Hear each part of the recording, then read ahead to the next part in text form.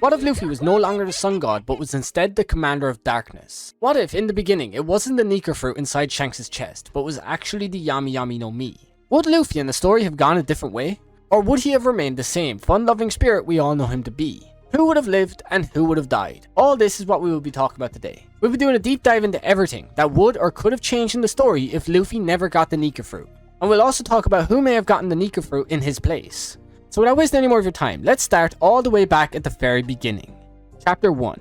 Luffy now finding the Yami Yami no Mi inside the chest that once held the Nika fruit sets forth a very different story for not only him, but for the whole world. You see, after he devours the Yami fruit, a black fog will begin to cover everything and everyone around him, most likely pulling them all towards him, similar to when Blackbeard pulled Ace. But not to worry, as Shanks would most likely knock him out using Haki before he could ever do any real damage. Moving on, in the early portion of One Piece we can expect a fairly similar story to the original timeline, with him setting sail at the age of 17, and going on then to fight most of the East Blue baddies. But unlike before, his fights versus Alvida, Captain Morgan, Buggy and Kuro will end quickly, due to the gravity powers being just too much for them to handle. Yami Luffy would then completely overpower and humiliate Don Krieg, much like Mihawk did in the live action. But soon after this, the unbeatable force that is Yami Luffy would hit a wall by the name of Arlong. You see, Yami Luffy up to this point would have never faced a fishman, and wouldn't actually know how to fight one. So after a while of their fight going back and forth between the two, Luffy would claim victory over him by pulling Arlong into a vortex, leaving him heavily wounded and in a state of absolute shock. Shortly after this, Luffy's name will become well known to the world government like the original timeline, and they'd most likely give him a bounty similar to that timeline. A bounty of around 30 million berries, which as we see in the original timeline is actually quite a lot for a newcomer. But now let's quickly discuss something we failed to mention earlier, and that's the existence of the Nika fruit in this timeline.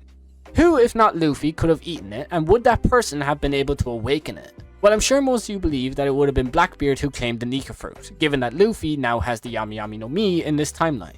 But honestly, I don't believe he'd ever have the chance to eat it, because Shanks intercepted this fruit from the world government in the original timeline, and I just don't think that would change. And also, like many have always believed, Shanks was holding on to the fruit in order to give it to Roger's son, Ace. So let's just say Shanks gave the fruit to Ace in this timeline, making Ace and Luffy the current holders of two of the most powerful devil fruits in all of One Piece. A scenario that is honestly so mind-blowing, even I'm struggling to think of everything that could come from it.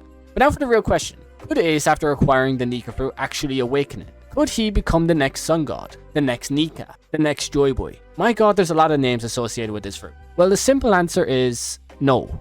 You see, even though Ace is incredibly strong and has access to all three types of Haki, he is still the farthest thing away from free, as he carries with him at all times an anger and resentment towards his dad, the former Pirate King Gold Roger. Ace's pride and anger would be like a wall, stopping him from ever achieving an awakening. For as far as we know, a user cannot awaken unless their mind and body catch up to their power, which I don't believe Ace's mind ever would, as the Nika fruit is the embodiment of freedom. And even though the fruit has most likely been around all this time, it took 800 years and an extraordinary character to awaken it in the original timeline. Meaning even though many would have tried to awaken it, none ever actually could. Meaning he'd be a user of one of the most powerful devil fruits in the series, but never actually using it to its full potential. But now let's get back to Yami Luffy, who has had a fairly easy go of it leading all the way up to the Grand Line, never really being forced by anyone to push past his limits. And honestly, I don't see this changing anytime soon, as both Crocoboy and Enel rely solely on their devil fruit powers to fight, and the fact that the Yami Yami no Mi literally cancels out every devil fruit ability in its vicinity. Meaning Luffy go on to beat Crocodile and Enel in record time, making them both look like amateurs. After this, I could see him reaching Water 7 with an incredible bounty of around 200 million.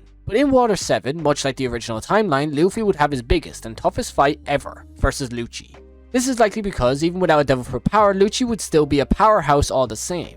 But ultimately, without a devil fruit or Haki powers to rely on, Lucci would lose in the end, leading Luffy to continue in his journey in the new world, but a new world that is very different from the original timeline. As now with Luffy possessing the Yami Yami no Mi, Blackbeard would have never killed his former division commander, and would never have captured Ace. Honestly, the argument could even be made that Blackbeard may not even have joined the Whitebeard pirates to begin with, as in the original timeline he only did so to find the Yami Yami no Mi, which he could no longer possess unless he tries to kill Luffy, which I couldn't possibly see happening unless he did some weird shit. Anyway, I digress. With Ace never being captured, Marineford never happened, and Whitebeard most likely never died. I say most likely because that man was on his last legs long before Marineford, so him dying aboard his ship one sunny morning isn't all that unlikely. But again, I'm getting off topic.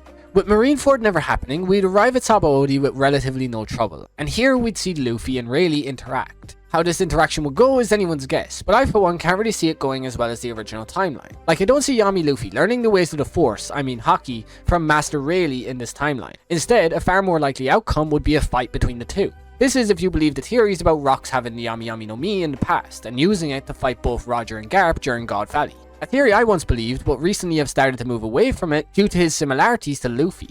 I believe he must have had the Nika fruit at God Valley, and that is why Saturn recognized it so clearly at Egghead. But enough about that, back to Yami Luffy and his Haki training, or lack thereof. I think it's far more likely in this timeline for Luffy to learn Haki in the same way Kid learns how to do absolutely anything. That's by smashing his head against all foes until he learns something new. But really, because Luffy only fights Devil Fruit users in the series, and the fact that his fruit literally makes them powerless, he'd pretty much be able to beat almost anyone he faces even without Haki. At least all the way up to Wano, where he'd then meet Kaido of the Beasts. But before we dive into that fight, let me explain something I'm sure many of you are wondering about. And that's why Luffy hasn't eaten a second Devil Fruit yet. Well, you see, I don't necessarily believe Blackbeard gaining a second Devil Fruit was due to him possessing Yami Yami no Mi. I think it was more of a genetic makeup of his body, or some kind of trick he learnt in his youth. Which also leads me to my theory on how he came from the land of the archaeologists, Ohara, where all they really did was study the Void Century and Devil Fruits. But that's a video for another time. If you'd like to see that, tell me down below. But now back to Yami Luffy and the strongest creature in the world, Kaido. And Big Mom, but let's try our hardest to forget her. She's being dealt with by the others.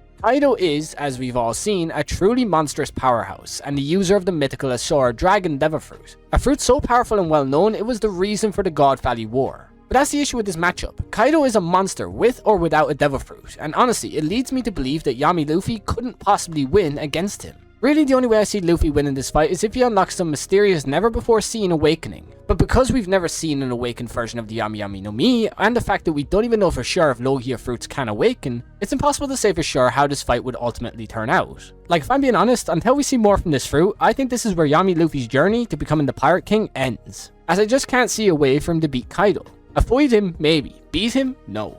What do you all think of this timeline? Do you know of any way for Yami Luffy to beat the strongest creature in the world at this point in time? Tell me down below because I'm really struggling to see a possibility here. But with that, that's going to do it for me in this video. If you'd like to see a video on how Mihawk was once the vice captain to one of the strongest crews in the series, click the first link in the description. And with that, I hope you have a great rest of your day, and peace.